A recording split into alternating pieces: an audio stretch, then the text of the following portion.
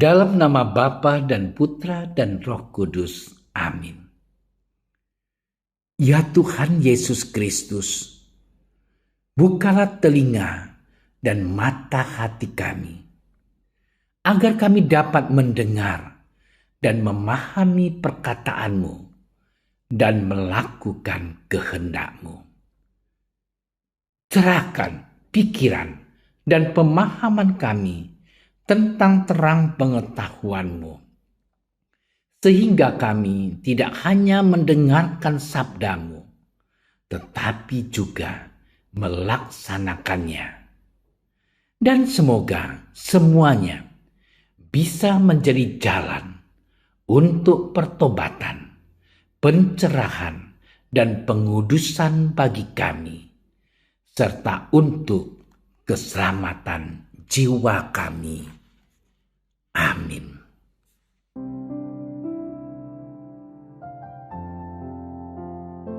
Pada suatu hari, Yesus dan murid-muridnya tiba di Betsaida. Di situ orang membawa kepada Yesus seorang buta, dan mereka memohon kepadanya supaya ia menjamah dia. Yesus memegang tangan orang buta itu dan membawa dia keluar kampung. Lalu ia meludahi mata orang itu dan meletakkan tangannya atasnya dan bertanya, "Sudahkah kau lihat sesuatu?"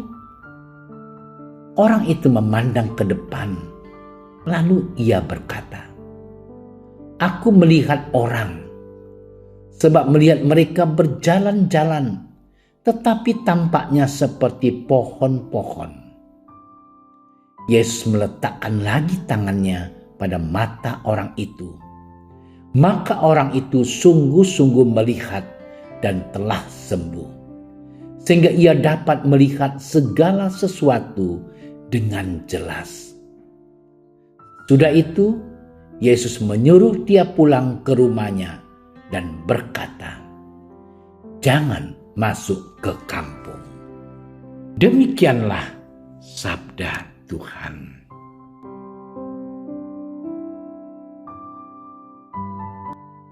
Saudara-saudariku yang terkasih, dunia modern penuh dengan segala sesuatu yang instan, yang serba cepat. Dan ada kereta cepat, pengiriman kilat, kopi instan, makanan siap saji, dan sebagainya. Banyak pengendara mobil maupun sepeda motor yang punya prinsip, kalau bisa cepat, mengapa harus lambat? Kalau bisa ngebut, mengapa harus seperti siput?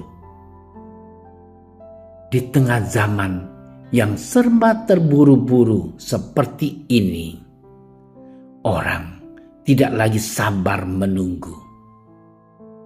Namun saudara-saudariku yang terkasih, bacaan Injil pada hari ini mengingatkan kita untuk menyadari bahwa kenyataan hidup tidak selalu berjalan dengan cepat seperti yang kita mau.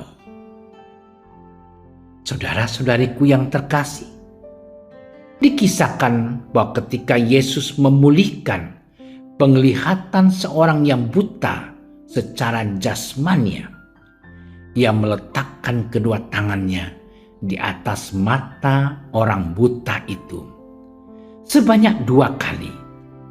Si buta memang pada akhirnya dapat melihat, tetapi hal itu tidak terjadi secara instan, melainkan secara bertahap. Kali pertama Yesus meletakkan tangannya, orang itu memang sudah mulai bisa melihat, namun pandangannya masih kabur. Ia dapat melihat orang-orang berjalan, tetapi mereka tampaknya seperti pohon-pohon. Baru setelah Yesus meletakkan tangannya untuk kedua kalinya, ia dapat melihat dengan jelas. Saudara-saudariku yang terkasih, hal yang sama juga berlaku untuk kebutaan secara rohania. Kita kadang buta terhadap kebaikan orang lain. Yang kita lihat selalu keburukannya saja. Dan jangan lupa, kita pun kadang buta terhadap kebaikan Allah. Doa kita jarang berisikan pujian dan syukur atas segala kebaikan yang telah kita terima. Doa kita lebih banyak berisikan keluhan dan permintaan. Tidak jarang kita dengan doa kecewa kepada Allah. Jika kita ingin memiliki mata yang sehat secara rohani dan mampu melihat kebaikan orang lain dan kebaikan Allah, kita pun harus mengalami proses penyembuhan secara bertahap. Saudara-saudariku yang terkasih, untuk memiliki mata jasmani yang sehat saja ada tahapannya. Apalagi untuk mata rohani, kita perlu berjuang untuk mampu mengenali kebaikan Allah dan sesama. Untuk menjadi murid Yesus yang mampu bersyukur atas kebaikan Allah dan sesama, kita harus melewati proses yang panjang. Dalam proses yang panjang itulah Allah sendiri menyembuhkan dan membentuk kita menjadi lebih baik dan lebih sempurna. Namun saudara-saudariku yang terkasih, kalau kita sungguh sabar dalam menjalani proses itu, kita akan menjadi manusia yang berbahagia. Karena kita akan mengalami kasih Allah melalui kebaikan sesama kita. Tuhan memberkati. Tuhan, bantulah kami untuk memiliki mata jasmani dan mata rohani yang sehat, yang mampu melihat segala kebaikan dan keindahan yang ada di sekitar kami. Singkirkanlah selaput yang menghalangi mata kami untuk melihat keindahan alam dan kebaikan sesama. Akhirnya, bantulah kami untuk mengalami Engkau sendiri sebagai pribadi yang penuh kasih. Engkaulah Tuhan dan Juru Selamat kami, kini dan sepanjang masa. Kami berdiri di hadapan-Mu, ya Roh Kudus, pada saat kami berkumpul di dalam nama-Mu. Bersama-Mu sendiri yang membimbing kami, membuat diri-Mu nyaman berdiam di hati kami. Ajarilah kami jalan yang harus kami tempuh dan bagaimana kami harus mengikuti jalan itu. Kami lemah dan berdosa. Jangan biarkan kami mendukung kekacauan. Jangan biarkan kebodohan menuntun kami ke jalan yang salah. Jangan pula keberpihakan mempengaruhi tindakan-tindakan kami. Kiranya kami menemukan di dalam Engkau kesatuan kami, agar kami boleh berjalan bersama menuju kehidupan abadi dan tidak menyimpang dari jalan kebenaran dan apa yang benar.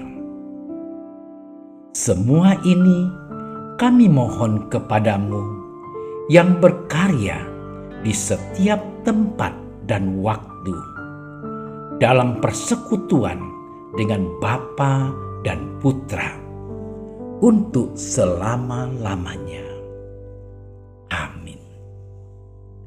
Bapa kami yang ada di surga, dimuliakanlah namamu. Datanglah kerajaanmu.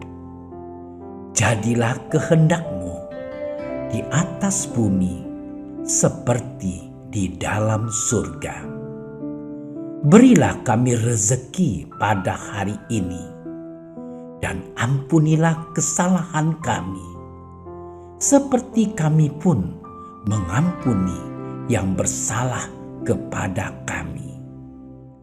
Dan janganlah masukkan kami ke dalam percobaan, tetapi bebaskanlah kami dari yang jahat.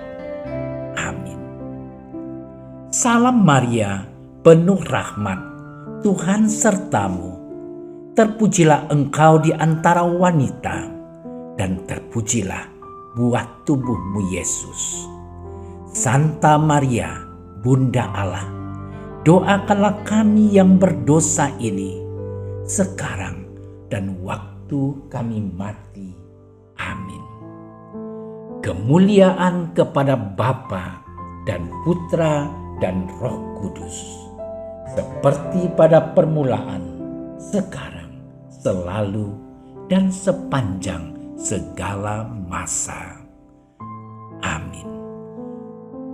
Dalam nama Bapa dan Putra dan Roh Kudus. Amin. Terima kasih sudah menyaksikan renungan hari ini. Jangan lupa like, subscribe, dan aktifkan tombol loncengnya agar Anda yang pertama mendapatkan notifikasi updatean renungan harian dari Komsos Keuskupan Padang. Dan bagikan ke sosial media agar saudara-saudara kita dapat mendengarkan dan merenungkan firman Tuhan.